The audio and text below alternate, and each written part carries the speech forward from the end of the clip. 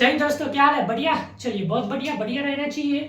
आज जो है हम लोग का 7वां दिन है जय प्रक्रम का, और हम लोग 7वें दिन में मनुष्य में पोषण का तीसरा पार्ट पढ़ रहे हैं। ठीक है, तो सबसे पहले पिछली कक्षा में मनुष्य में पोषण में हम लोग क्या क्या पढ़े हैं उसका एक बार 1 मिनट में जस्ट देख लेते हैं। उसके बाद हम लोग आगे की क्लास आज का करेंगे। मनुष्य में पोषण जब हम स्टार्ट किए थे, बताए थे कि यह विषम पोषी पूर्ण भोजी और एक कोशिकीय प्राणी है। ठीक है, पाचन तंत्र उसके बाद बताया था कि अंगों का वह समूह जो भोजन को क्या करती है, पाचन क्रिया करता है भोजन का, वही क्या कहलाता है, पाचन तंत्र कहलाता है ना। उसके बाद हम जंतुओं में पोषण के सामान्य चरण देखे थे, अंतर्ग्रहण, पाचन, अवशोषण, स्वांगीकरण और विसर्जन। ठीक है, उसके बाद हम लोग जो है ये हम लोग डायग्राम बनाएंगे, आज ही बनाएंगे। ठीक है, तो टेंशन नहीं लीजिए, आगे फिर से हम लोग डायग्राम बनाने वाले हैं। ठीक है, चलिए आगे। उसके बाद देखे थे मानव पाचन तंत्र के अंग कौन कौन है, मुख, गुहिका, ग्रशिका, अमाशय, ग्रासनली, बड़ी आंत, छोटी आंत और गुदा आदि जो है क्या है, मानव पाचन तंत्र के भाग है। चलिए, बहुत बढ़िया। उसके बाद हम लोग अंतर्ग्रहण को जाने थे कि अंतर्ग्रहण क्या होता है, भोजन को ग्रहण करने की प्रक्रिया को ही क्या कहते हैं, अंतर्ग्रहण कहते हैं। उसके बाद हम लोग पाचन देखे थे, डाइजेशन देखे थे, भोजन के बृहत कणों को क्या करना है, सरल अणुओं में बदलना, सरल व विलय अणुओं में बदलना क्या कहलाता है, पाचन कहलाता है। पाचन की क्रिया से कोशिका क्या होती है, इन अणुओं से आसानी से क्या करती है, अवशोषित कर सकती है एनर्जी को, है कि नहीं। यह जो है हम लोग पढ़ लिए थे। उसके बाद हम लोग मुख गुहा में पाचन देखे थे। क्या देखे थे, मुख गुहा में पाचन। देखिए यहाँ जो है पाचन है, पाचन का ही पहला पॉइंट हम लोग पहले सबसे देखे, पहला देखा है क्या, मुख गुहा में पाचन। ठीक है, मुख गुहा में पाचन देखे। ठीक है, उसके बाद जो है हम लोग मुख गुहा में क्या क्या होती है, लार होती है, लार आती है। तो लार के बारे में हम लोग जाने, कुछ प्रमुख कार्य क्या होता है लार का, सो देखे। उसके बाद हम लोग देखे थे, उसके बाद जो है हम लोग क्या देखे थे, इतना तक हम लोग पढ़ चुके हैं। ठीक है, आज जो है हम लोग तीसरा पार्ट देखेंगे, और तीसरा पार्ट में हम लोग बी सब देखने वाले हैं, जिसमें क्या है, ग्रास नली में पाचन। आज क्या देखने वाले हैं, ग्रास नली में पाचन, डाइजेशन इन ओसोफेगस। ठीक है, ग्रास नली में पाचन। सबसे पहली बात तो आप ये जान लीजिए कि ग्रास नली में कोई भी पाचन नहीं होती है, ग्रास नली में कोई पाचक ग्रंथियां नहीं होती है। यह जो है ग्रसनी में कोई पाचन नहीं होती है, ग्रास नली ग्रसनी में कोई पाचन नहीं होती है। ठीक है, तो ग्रास नली में पाचन हो गया। अब तीसरा जो है वो है अमाशय में पाचन, digestion in stomach, digestion in stomach. कहा, अमाशय में पाचन। सबसे पहली बात तो ये कि जो हमारा अमाशय है, यह अमाशय जे आकार का होता है। कैसा होता है, जे आकार का होता है। ठीक है, उसके बाद इसमें जो है भोजन क्रमाकुंचन विधि द्वारा क्या होती है, क्रमाकुंचन विधि द्वारा पीसा जाता है। साथ ही साथ जो जठर ग्रंथियां पाई जाती है, गैस्ट्रिक ग्लैंड जो पाई जाती है, उस गैस्ट्रिक ग्रंथियों से गैस्ट्रिक रस निकलती है। क्या निकलती है, जठर रस निकलती है, गैस्ट्रिक जूस निकलती है, और इस भोजन में मिल जाता है। ठीक है, अमाशय की भित्ति में 3 बेलनाकार जठर ग्रंथियां मौजूद होती है। अमाशय की जो भित्ति होती है उसमें 3 बेलनाकार क्या होती है, ग्रंथियां पाई जाती है। वही से क्या होता है, गैस्ट्रिक जूस, जठर ग्रंथियां जो है जठर रस निकलती है जठर ग्रंथियों से। ठीक है, जिनसे क्या होता है, जठर रस, इसी बेलनाकार जो पाया जाता है अमाशय के भित्ति में, वहीं से जठर रस का क्या होता है, श्रावण होता है। ठीक है, इसमें मुख्यतः हाइड्रोक्लोरिक अम्ल क्या होता है, स्रावित होता है, एंजाइम पेप्सिन, वह इसमें श्लेष्मा भी मौजूद होता है। कहाँ, अमाशय में। अमाशय जो है, यह जो अमाशय है, यह जो अमाशय है, इसमें एक श्लेष्मा की परत भी होती है। क्या होती है, ऐसी संरचना होती है जो क्या कहलाती है, श्लेष्मा कहलाती है। ठीक है, यह जो है, जो HCl हाइड्रोक्लोरिक अम्ल बनता है, उससे हमारे अमाशय को बचाने का कार्य करती है। ठीक है, चलिए बहुत बढ़िया, आगे देखते हैं। यह जो HCl अम्ल है, एक अम्लीय माध्यम तैयार करता है। HCl जो बना, गैस्ट्रिक जूस निकला गैस्ट्रिक ग्लैंड से, वह क्या करता है, अम्लीय माध्यम बनाता है HCl, और पेप्सिन एंजाइम की क्रिया में सहायक होता है। क्या होता है, पेप्सिन एंजाइम की क्रिया में सहायक होता है। पेप्सिन एंजाइम क्या है, तो पेप्सिन का कार्य है कि वह जो है प्रोटीन का खंडन करता है। प्रोटीन का क्या करता है, खंडन करता है, तोड़ने का काम करता है। यह जो है भोजन के साथ आए बैक्टीरिया व हानिकारक चीजों को भी नष्ट करने का काम करता है। ठीक है, चलिए बहुत बढ़िया। सामान्य परिस्थितियों में क्या होती है कि श्लेष्मा जो है अमाशय के आंतरिक आस्तर की अम्ल से रक्षा करती है। क्या करती है, यह जो अमाशय है, इसकी आंतरिक जो यह श्लेष्मा है, इसके यहाँ पे HCl है, इस HCl से इसके आंतरिक सतह की रक्षा, HCl से रक्षा कौन करती है, तो उसका नाम है श्लेष्मा। क्या नाम है, श्लेष्मा। ठीक है, चलिए बहुत बढ़िया, आगे देखते हैं। आंशिक रूप से पाचित भोजन अब क्षुद्रांत, छोटी आंत का जो भाग है, उसमें प्रवेश करता है। यहां से जब पाचन समाप्त हो जाती है, तो भोजन कहां पहुंचता है, तो भोजन छोटी आंत में पहुंचता है। ठीक है, अच्छा चलिए अब आगे देखते हैं। ये तो हो गया, ये हो गया आपका अमाशय। अब छोटी आंत बनाते हैं। यहां से जो है, चलिए यह जो है मान लेते हैं क्या है, अब यहां से यह हो गया आपका अग्न्याशय। बनाएंगे हम लोग, आगे बनाएंगे, पूरा डायग्राम बनाएंगे। ठीक है, और यहां से जो है यहां से यह क्या हो गया, छोटी आंत हो गया। ठीक है, और ये बड़ी आंत हो गया।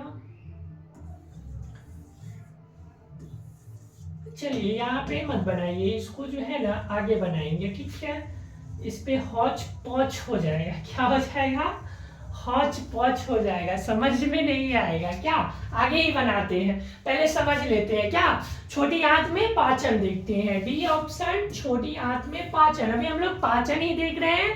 पाचन में सबसे पहले हमने मुख में पाचन देखा, उसके बाद ग्रासनली में पाचन देखा, उसके बाद अपने पेट में पाचन देखा, यानी कि अमाशय में पाचन देखा। ठीक है, उसके बाद अब हम लोग छोटी आंत में पाचन देखेंगे। चौथा पॉइंट, छोटी आंत में पाचन। बहुत बढ़िया, छोटी आंत में पाचन, क्षुद्रांत। छोटी आंत आहार नाल का सबसे लंबा भाग है, जो हमारी मुख है, मुख से लेके गुदा तक, मुख से लेके गुदा तक जो नली है, मुख से लेके गुदा तक जो नली है, इसको आहार नाल कहते हैं। क्या कहते हैं? आहार नाल कहते हैं। इस आहार नाल का सबसे लंबा भाग छोटी आंत होता है। इस आहार नाल का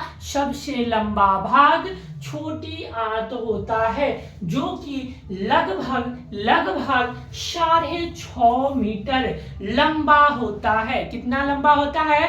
6.5 मीटर लंबा होता है। ठीक है, चलिए बहुत बढ़िया बढ़िया। अत्यधिक कुंडलित होता है। यह जो है सब पूरे हमारा जो है शरीर तो 6.5 मीटर लंबा नहीं है, यह उसी में जो है बहुत कुंडलित होती है। ठीक है, क्षुद्रांत जो है आहार नाल का पूर्ण पाचन का जगह है। यह जो क्षुद्रांत है, छोटी आंत का भाग, यह जो है भोजन का पूर्ण पाचन यहाँ हो जाता है। यहाँ जो है छोटी आंत को 2 ग्रंथियों से श्रावण प्राप्त होता है। पहला यकृत और दूसरा अग्न्याशय। यकृत से तथा अग्न्याशय से इसको क्या मिलती है? श्रावण मिलती है। कैसे मिलती है? सबसे पहले हम लोग यकृत से क्या मिलता है वो देखते हैं, उसके बाद अग्न्याशय से क्या मिलेगा वो देखेंगे। ठीक है, चलिए देखते हैं आगे। चलिए आगे देखते हैं। लाइट कट जाने की वजह से जो है थोड़ा सा डिले हो गया, कोई नहीं, आगे देखते हैं। सबसे पहले हम लोग यकृत देखते हैं। यकृत से जो श्रावण होता है क्या करता है? यकृत से पीत रस का स्राव होता है। यकृत से क्या होता है? पीत रस का स्राव होता है। यकृत में एक पित्ताशय होता है, जिसमें से जिस पित्ताशय से पीत रस निकलता है। ठीक है, जिसका भंडारण पित्ताशय में होता है। कहाँ होता है? पित्ताशय में होता है। तथा पीत जो रस होता है उसका 2 कार्य होता है। पीत रस आखिर क्यों निकलता है? तो सबसे पहली बात कि यह जो है अमाशय से आने वाले आम्लीय भोजन को, अमाशय में क्या हुआ? आम्लीय भोजन HCl अम्ल वहां पे मिला तो वह आम्लीय भोजन हो गया। अब उस आम्लीय भोजन को यह जो है क्षारीय रूप में परिवर्तित कर देता है। क्या करता है? क्षारीय रूप में परिवर्तित कर देता है ना, ताकि अग्नाशय से आने वाला एंजाइम जो है, जो आगे अग्नाशय से जो एंजाइम आएगा, वह एंजाइम उस पर कार्य कर सके। दूसरा इसका कार्य है कि पीत लवण भोजन में उपस्थित वसा को क्या करता है? छोटी गोलिकाओं में खंडित कर देता है। क्या करता है? खंडित कर देता है, जिससे उन पर एंजाइम की क्रियाशीलता क्या होती है? बढ़ जाती है कि नहीं? आगे देखते हैं। आगे जो पॉइंट हमारा आया है वो अग्नाशय, छोटी आंत में जाने से पहले वह जो है अमाशय से निकला। अमाशय से निकला तो सबसे पहले पित्ताशय अपना पीत रस भेजा। ठीक है, आम्लीय भोजन को क्षारीय में बदल दिया, है ना। उसके बाद अग्न्याशय आएगा। अग्न्याशय क्या करेगा? अपना अग्नाशयी रस जो है श्रावण करेगा। क्या करेगा? अपना अग्न्याशिक रस जो है श्रावण करेगा, जिससे क्या होगा? सबसे पहली बात, प्रोटीन के पाचन के लिए ट्रिप्सिन एंजाइम होता है। इस अग्नाशय रस में क्या होता है? ट्रिप्सिन के पाचन के लिए क्या होता है? प्रोटीन के पाचन के लिए ट्रिप्सिन एंजाइम होता है। चलिए बहुत बढ़िया। और क्या होता है? इमल्सीकृत वसा को पाचन करने के लिए इसमें लाइपेज होता है। क्या होता है? लाइपेज होता है। और क्या होता है? मंड के पाचन के लिए क्या होता है? अग्न्याशिक एमिलेज होता है। क्या होता है? अग्न्याशिक एमिलेज होता है कि नहीं? यह जो है 3 कार्य होता है इसका पाचन करने के लिए। क्या? प्रोटीन को ट्रिप्सिन एंजाइम पाचित करेगा, इमल्सीकृत वसा के लिए लाइपेज, और मंड के खंडन के लिए क्या होगा? एमिलेज, अग्न्याशिक एमिलेज होगा, है कि नहीं? अच्छा, आगे क्या है? क्षुद्रांत अब जो है इस अग्न्याशिक रस को मिला, अब यह कहाँ गया? क्षुद्रांत में गया। अब क्षुद्रांत में क्या हुआ, यह जो है भित्ति में ग्रंथि होती है जो क्या करता है, आंत रस स्रावित करती है। क्या करती है, आंत रस स्रावित करती है।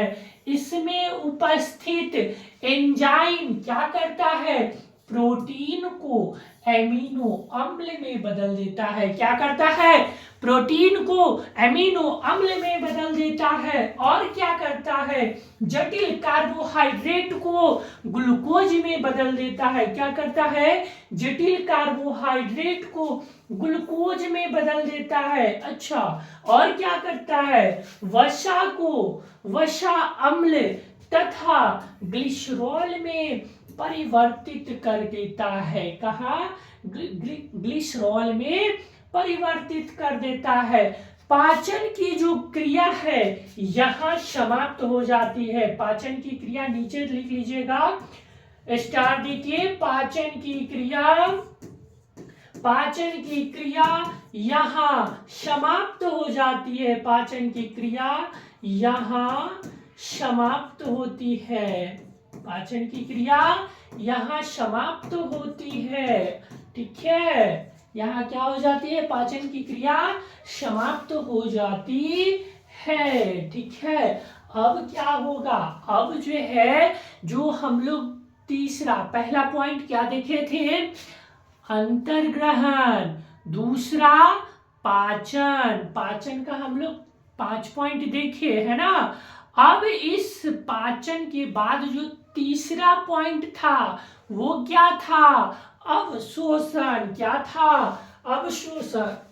ठीक है, अवशोषण देखते हैं। क्षुद्रांत के आंतरिक स्तर पर, अंदर की स्तर पर अनेक उंगली जैसा प्रवर्ध होती है। मान के चलिए यह क्या है, यह जो है छोटी आंत है। ठीक है, बड़ा हम जूम करके दिखाए हैं, इतना बड़ा होता नहीं है ना। यह जो है क्या है, छोटी आंत है। ठीक है, और इसके जो है यहाँ पर आंतरिक स्तर पर एक उंगली जैसी संरचना है। इस उंगली जैसी संरचना को क्या कहते हैं, इसमें जो है क्या होती है, प्रवर्ध होती है, जिन्हें हम लोग क्या कहते हैं, दीर्घरोम कहते हैं। ये अवशोषण का सतही क्षेत्र बढ़ा देता है। देखिए, अगर यह डायरेक्ट इतना ही दूर में जो है अवशोषण करेगा तो बहुत टाइम लगेगा, लेकिन यह जो है ऐसी उंगली जैसी संरचना बन गई तो इसका सतही देखिए इतना ऐसे ऐसे ऐसे बढ़ गया, इतना जगह, इसीलिए यह जो है उंगली जैसा प्रवर्ध निकला हुआ है, ताकि क्या करे, यह जल्द से जल्द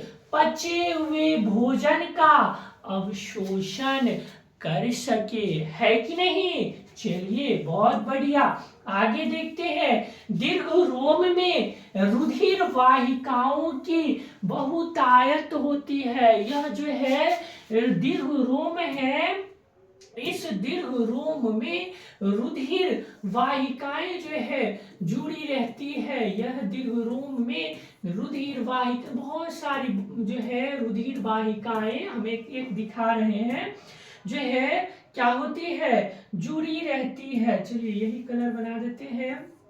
बहुत सारी रुधिर वाहिकाएं क्या होती है, जुड़ी रहती है। ठीक है, बहुत सारी रुधिर वाहिकाएं जुड़ी होती है ना। यह क्या करती है, जो भोजन को अवशोषित करके क्या करती है, शरीर की प्रत्येक कोशिका तक पहुंचाने का कार्य करती है कि नहीं। इसके पश्चात इस भोजन को आत्मसात करने की प्रक्रिया, अवशोषण करने की प्रक्रिया संपन्न होती है। और बड़ी आंत में दीर्घ रोम, बड़ी आंत में भी दीर्घ रोम होती है। बड़ी आंत में यही दीर्घ रोम जल को अवशोषण करने का कार्य करती है। यह क्या करती है? जल को अवशोषित कर लेती है। बड़ी आंत में दीर्घ रोम की सहायता से जल को अवशोषित कर लिया जाता है कि नहीं? चलिए, बहुत बढ़िया। आगे देखते हैं। अगला पॉइंट है विसर्जन, है ना। पहला क्या नाम है? अंतर्ग्रहण। दूसरा पाचन। तीसरा अवशोषण। चौथा तो हमने लिखाया था स्वांगीकरण, और पांचवा लिखाया था विसर्जन। लेकिन हम लोग पहले क्या देख लेते हैं? पहले विसर्जन देख लेते हैं, फिर स्वांगीकरण देख लेंगे, कोई दिक्कत नहीं है कि नहीं? चलिए, बहुत बढ़िया। जो भी अपच भोज्य पदार्थ होता है, जो भी अपच भोज्य पदार्थ होता है, उसका शरीर से बाहर निकलना ही विसर्जन, इजेशन कहलाता है। क्या कहलाता है? इजेशन कहलाता है कि नहीं? समझे? नहीं समझे? समझ गए? बहुत बढ़िया। आगे देखते हैं स्वांगीकरण, एसिमुलेशन ऑफ फूड। स्वांगीकरण जो अवशोषित भोजन को क्या करता है? कोशिका द्वार ग्रहण कर उसे जीव द्रव्य के स्वरूप में विलीन, या उसी को कहते हैं आत्मसात। क्या कहते हैं? आत्मसात होने की क्रिया को स्वांगीकरण कहते हैं, एसिमुलेशन कहते हैं। सभी जीवों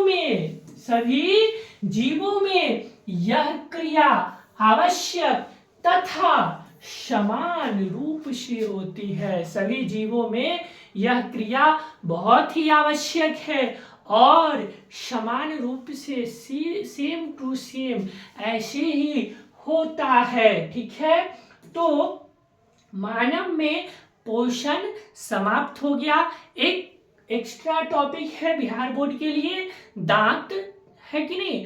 तो उसको हम लोग कल पढ़ेंगे, लेकिन उससे पहले हम लोग डायग्राम चूंकि नहीं बनाए थे, बोले थे लास्ट में बनाएंगे, तो अब जो है पहले हम लोग डायग्राम बनाते हैं। ठीक है, आहार नाल का बहुत ही आसान डायग्राम बनाएंगे, साथ साथ बनाइएगा, बन जाएगा। ठीक है, यह जो है, यह क्या हो गया? यह मान लेते हैं मुख्य गुई। क्या उतना अच्छा डायग्राम नहीं है, लेकिन फिर भी कोई बात नहीं है, आप लोग समझ जाइएगा, है कि नहीं?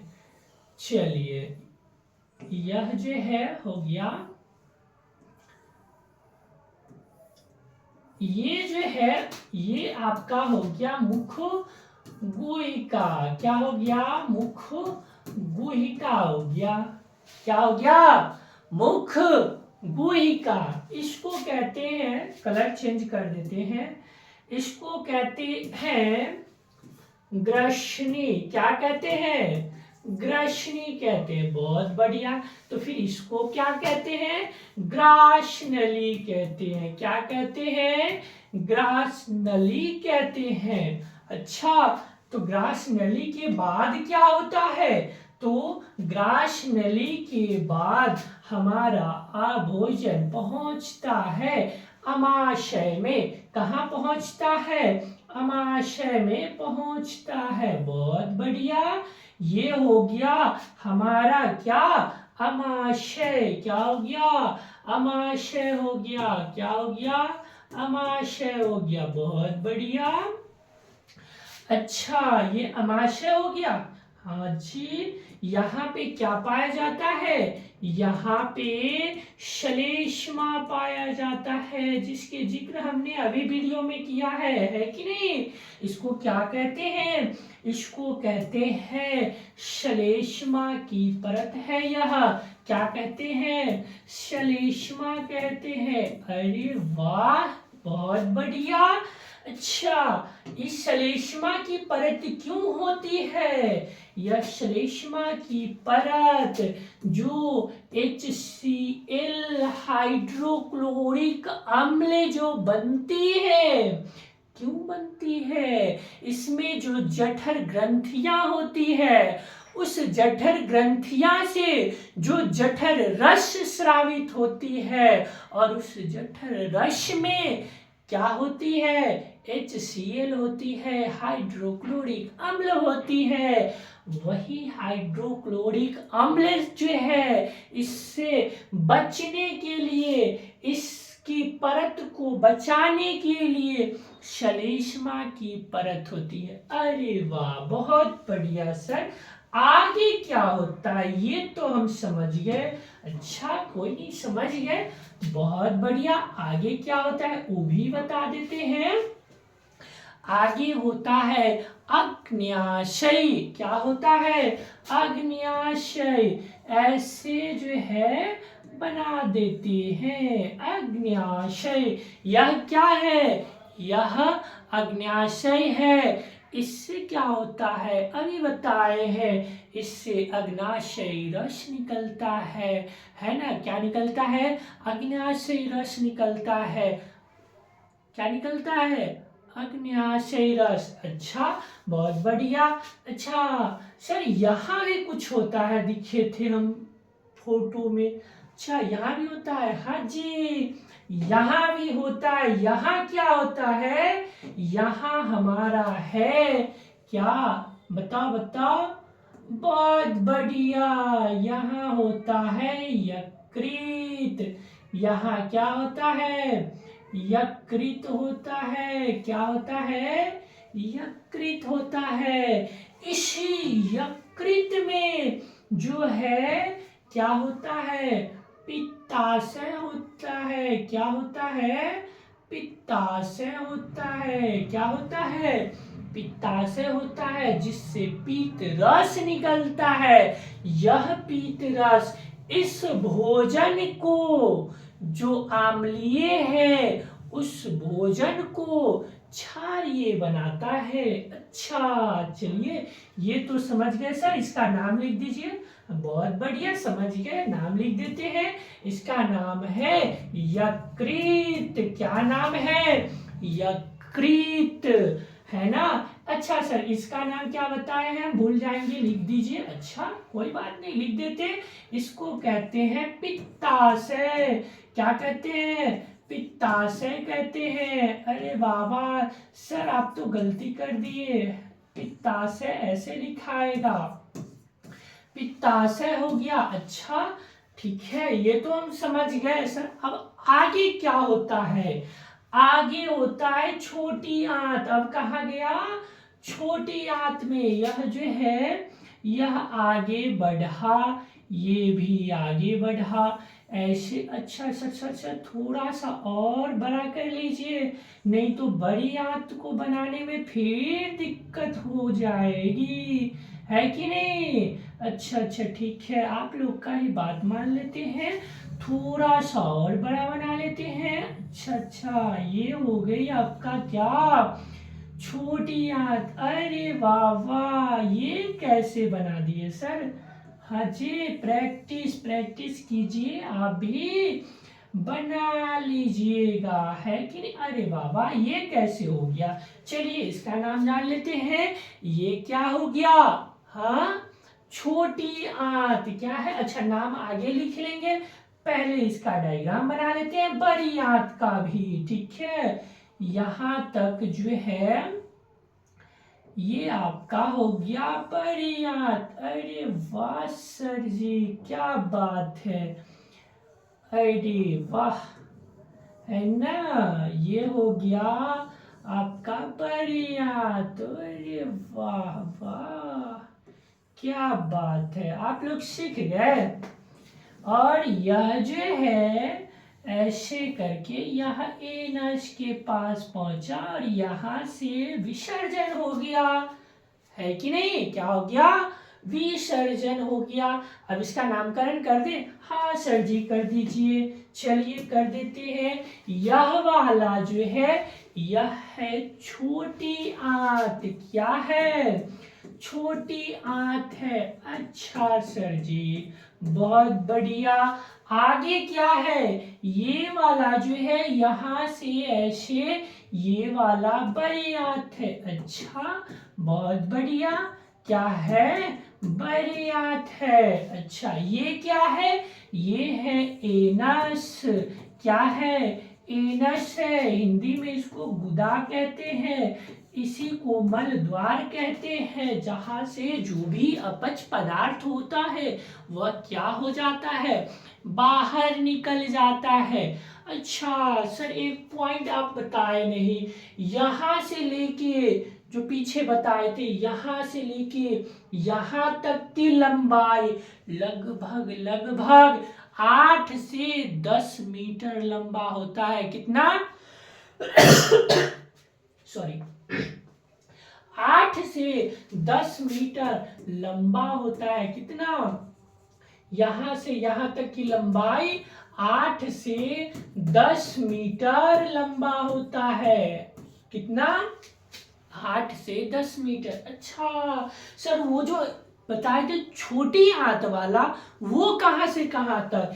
तो यहां से लेके और यहां तक, यहां से लेके यहां तक छोटी आंत की लंबाई लगभग 6.5 मीटर होता है। कितना होता है? 6.5 मीटर। ओरी बाबा, इतना लंबा होता है छोटी आंत। हाँ, 6.5 मीटर लंबा होता है। ठीक है, समझ गया इसको? चलिए, बहुत बढ़िया, समझ गए। तो हमारा जो है मनुष्य में पोषण यह लगभग लगभग समाप्त हो गया है। अब हम लोग दांत के बारे में थोड़ा सा देखेंगे, उसके बाद हम लोग जो है इससे संबंधित जो भी प्रश्न उत्तर है वो बनाएंगे, उसके बाद श्वसन पढ़ेंगे, जैव प्रक्रम का अगला टॉपिक। ठीक है, तो मिलते हैं नेक्स्ट वीडियो में, तब तक के लिए जय हिंद।